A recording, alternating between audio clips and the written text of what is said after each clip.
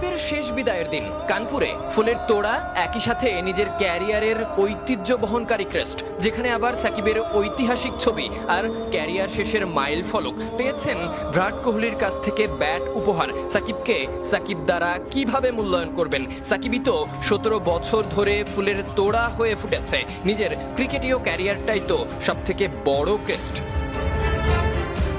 ধারণা করা হচ্ছে সাকিবের শেষ টেস্ট হতে পারে ক্যারিয়ারের, আবার হতে পারে বিদেশের মাটিতে। তবে নেই কোনো আয়োজন, আবার আছে কিছুটা, যেটা গণমাধ্যম কর্মীদের